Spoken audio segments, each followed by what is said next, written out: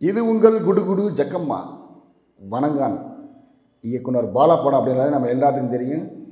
Hero வந்து அரைமண்டலாக இருப்பார், மனநலம் பாதிக்கப்பட்டிருப்பார், முடியில் செம்பட்டையாக கலர் பண்ணியிருப்பார், பல்லில் கருப்பு ஓட்ட வச்சுருப்பார். ஹீரோயின் பார்த்தீங்கன்னா முக்கால் மண்டலாக இருக்கும். அது மட்டும் இல்லாமல் இந்த அரைமண்டல் ஹீரோ வந்து எவனா தப்பு பண்ணால் புரட்டி புரட்டி அடிப்பார். இந்த முக்கால் மண்டல் ஹீரோயின் என்ன பண்ணோம்னா இந்த அரைமண்டல் ஹீரோவை துரத்தி துரத்தி லவ் பண்ணும்.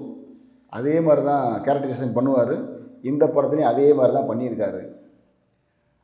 அதையும் தாண்டி ஏதாவது ஒரு வித்தியாசம் ஏதாவது பண்ணணும் அப்படின்ட்டு அந்த ஹீரோ வந்து ஊமையாக்கிட்டார், காது கேட்காது அவருக்கு. நல்ல வேலை சூர்யா சார் மாட்டல, காமெடியாக இருந்திருக்கேன். இதில் இன்னொரு விஷயம் பண்ணியிருப்பார். அதுதான் அதை நினச்சாதான் மனசுக்கு பக்கு பக்குன்னு இருந்துச்சு. நல்ல வேலை சூர்யா நடிக்கலன்ட்டு. நம்ம ஹீரோ இருக்கார்ல, ஹீரோ அவர் என்ன பண்ணுவார்னா அடிக்கடி குசு விடுவார். நம்ம சூர்யா சார் ஸ்க்ரீனில் வந்து குசு கூட எப்படி இருங்க, கேவலமாக இருக்கு. இந்த சீனை சொல்லியிருப்பார்.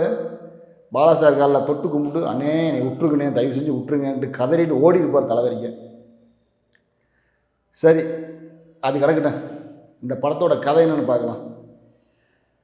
சுனாமியில் அப்பா அம்மாவை இழந்த ஒரு சின்ன பொண்ணும் ஒரு சின்ன பையனும் ஒரு ஃபாதியார் எடுத்து அவருடைய தயவில் வந்து வளர்த்து பெரியாளாக்கிடுவார்.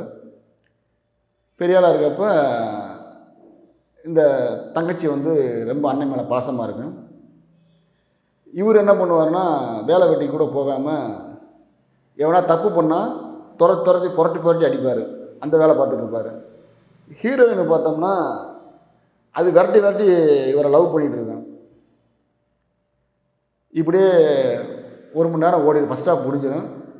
இதை பார்த்தா ஃபாதிரியார் என்ன பண்ணுவார்னா, எப்பா இவன் சொன்னபடி கேட்க மாட்டேங்கிறான், இவன் எங்கேயாவது வேலைக்கு சேர்த்து விடுவோம் அப்படின்ட்டு ஒரு ஹோமில் கொண்டு போய் சேர்த்து விடுவார். ஹோம்னா அந்த மனநலம் பாதிக்கப்பட்டவங்க, கண்ணு தெரியாதவங்க, இவங்களாம் இருக்கிற ஒரு ஹோமில் சேர்த்து விடுவார். ஹோமில் சேர்த்த முன்னாடி அங்கே ஒரு பிரச்சனை நடக்குது. அதுக்கப்புறம் என்னாச்சு அப்படிதான் இந்த வணங்கான். அதாவது ஒரு சீனில் எடுக்கிற அந்த படத்தை வந்து 2 மணி நேரமாக எடுத்திருக்காரு. ஏன்னா கதை இல்லை. தமிழ் இயக்குனர்கிட்ட யார்ட்டையுமே கதை இல்லை. இப்போ சங்கர் கூட நம்ம இந்தியன் 2ல் ஏற்கனவே வந்த படத்தோட சீனெல்லாம் எடுத்து ஒட்ட வச்சு ஒரு படமாக விட்டுருப்பார். இப்போ கேம் சேஞ்சர்னு ஒரு படம் ரிலீஸ் ஆகிருக்கு. அது என்ன கொடுமைகள் இருக்கோ தெரில, பார்த்தா தான் தெரியும். அதே மாதிரி இயக்குனர் பாலாக்கிட்டையும் கதை இல்லை. ஒரே ஒரு சீன், அது ஏற்கனவே எல்லாத்துக்கும் தெரிஞ்ச சீன் தான், பழகின சீன் தான். அந்த சீனை வந்து ஒரு படமாக்கணும்னு எடுத்திருக்காரு. அப்புறம் என்ன படத்தில் என்ன இருக்க போகுது? ஒன்றுமே இருக்காது. அந்த சீன் தான். இதில் குறிப்பாக சொல்லணும்னா அந்த தங்கச்சியை நடித்த பொண்ணு வந்து பிசுரை ஓட்டியிருக்கு நடிப்பில். மம்மிதா பேர். கண்டிப்பாக அந்த பொண்ணுக்கு அவார்டு நிச்சயம். அது நேஷனல் அவார்டாக இருக்கலாம், இல்லைன்னா தமிழக அரசு அவார்டாக இருக்கலாம். கண்டிப்பாக அந்த பொண்ணுக்கு அவார்டு கிடைக்கும். இந்த முக்கால் மண்டல் ரோஷினி, அந்த பொண்ணு நல்லா நடிச்சிருக்காங்க.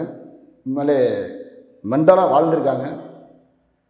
அடுத்து நம்ம அரைமண்டலாக நடித்த அருண் விஜய், அவரும் நல்லாவே நடிச்சிருக்காரு.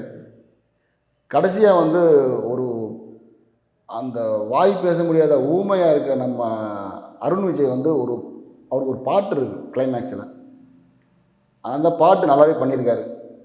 ஊமை வந்து பாட முடியாது, ஆனால் அவர் பாடினா எப்படி ஆக்ஷன் பண்ணுவாங்க, இந்த ஊமை அப்படி ஆக்ஷன் பண்ணுவாங்கள்ல, அந்த மாதிரி அதை ஒரு கான்செப்டாக வச்சு ஒரு சாங் இருக்குது. அது உண்மையிலே நல்லாவே இருக்குது. அருண் விஜய் நல்லா நடிச்சிருக்காரு. ஆனால் இவர் கேரக்டர் பார்க்குறப்ப நம்ம விக்ரம் தான் ஞாபகம் வர்றாரு. விக்ரம் ஞாபகம் வர தவிர்க்கவே முடியாது. இவர் பண்ணுற ஒவ்வொரு ஆக்ஷன், ஒவ்வொரு சீனும் பார்த்திங்கன்னா, ஒவ்வொரு மூமெண்ட்டும் பார்த்திங்கன்னா நம்ம விக்ரம் ஏற்கனவே பண்ணுற மாதிரியே இருக்கும். அது தவிர்க்கவே முடியல. இசை பார்த்திங்கன்னா ஜிவி பிரகாஷ்குமார் அந்த அளவுக்கு இல்லை, ஏதோ ஏனோ தானோன்னு போட்டு வச்சுருக்காரு. யுவன் சங்கர் ராஜா இல்லைன்னா இளையராஜா கூட போட்டிருந்தா ஏதாவது கொஞ்சம் பாட்டு உட்காந்துருக்கும்.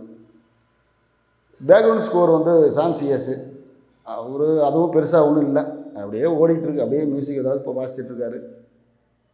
கேமராவும் பெருசாக சொல்லும்படியாக இல்லை, ஓரளவுக்கு இருக்குது. முக்கியமாக 100 ஆளை சொல்லணும். ஜட்ஜாக வர்ற நம்ம மிஸ்கின் சார் அப்படியே உண்மையிலே சூப்பர் ஜட்ஜாக வருவார். அந்த மாதிரி ஜட்ஜு மட்டும் நம்ம இந்தியாவில் இருந்துட்டாங்கன்னு வச்சுக்கோங்க, இந்தியா நல்ல சூப்பர் நாடாயிரும். அதுக்கப்புறம் சமுத்திரக்கனி சார் இருக்கார், அவரும் ஒரு சிஐடியாக வர்றாரு, அவரும் நல்லா பண்ணியிருக்காரு. மொத்தத்தில் இவங்க எல்லாம் நல்லா பண்ணியிருக்காங்க. ஆனால் ஒரு சீனை வந்து ஒரு படமாக எடுத்தனால இது பெருசாக ஒர்க் அவுட் ஆகலை. கண்டிப்பாக அந்த படம் முக்கி தக்கி தான் ஓடும், பெருசாக போகாது. பொங்கலுக்கு வீட்டில் போர் அடிக்கிறவங்க, ரொம்ப போர் அடிக்குது அப்படின்னு நினைக்கிறவங்க போய் வேணால் இந்த படத்தை பாருங்கள். மற்றபடி வேலையை விட்டு போட்டு இந்த படத்துக்கு போயிடாதீங்க, கடுப்பாயிருவீங்க. வணக்கம்.